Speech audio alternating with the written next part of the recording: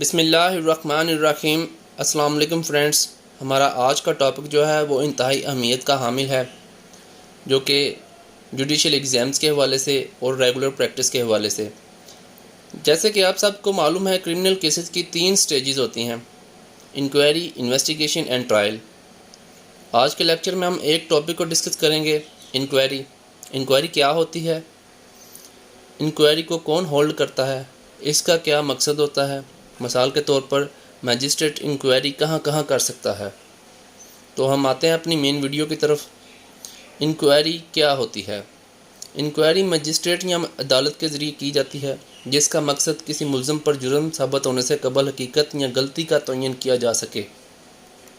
مزید اصطلاح میں مجسٹریٹ کے ذریعے کی جانے والی ہر بات کو بھی شامل کیا گیا ہے، آیا کہ کیس چالان کیا جائے گا یا نہیں۔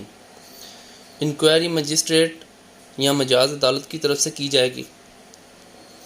انکوائری کا مقصد سچ اور جھوٹ کا تعین کرنا، تاکہ مزید کارروائی کی جا سکے۔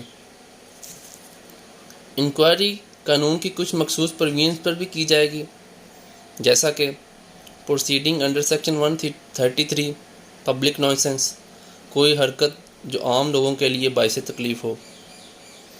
Proceeding under section 144 temporary order in urgent cases of nuisance, جو کام لوگوں کے لیے باعث تکلیف ہوں اس میں مجسٹریٹ ٹیمپریری آرڈر کر سکتے ہیں۔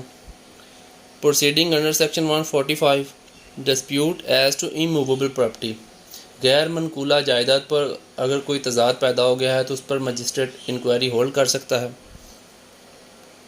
Proceeding under section 176 inquiry of magistrate into cause of death, police کی حراست میں اگر کوئی ملزم ہے، اس کی ڈیتھ ہو جاتی ہے، اس کی کاز آف ڈیتھ کو جاننے کے لیے انکوائری ہولڈ کی جائے گی، یا other than the police conviction, اگر کوئی بندہ فوت ہو جاتا ہے، اسے دفنا دیا جاتا ہے تو اس کی قبر کشائی کے لیے انکوائری کی جائے گی، جسے قانون کے الفاظ میں ایگزومیشن بولتے ہیں۔ پروسیڈنگ انڈر سیکشن 202، اسے عام الفاظ میں ہم پرائیویٹ کمپلینٹ بھی بولتے ہیں، جس میں پولیس سے جب عوام کو کوئی ریلیف نہیں ملتا تب استغاثہ دائر کیا جاتا ہے، اس وقت میجسٹریٹ انکوائری کر سکتا ہے۔ یہ تمام ٹاپک جو کہ اپنی حیثیت میں ایک چیپٹرز ہیں، تو اس کو ہم نیکسٹ ویڈیو میں بالترتیب تفصیل کے ساتھ بھی ڈسکس کریں گے۔ تو آج کی ویڈیو میں ہم نے جسٹ انکوائری کے متعلق دیکھا کہ انکوائری کیا چیز ہوتی ہے، تو میں امید کرتا ہوں کہ آپ سب کو یہ انفارمیشن سمجھ میں بھی آئی ہوگی اور پسند بھی آئی ہوگی۔ تو ملتے ہیں ہم نیکسٹ ویڈیو میں۔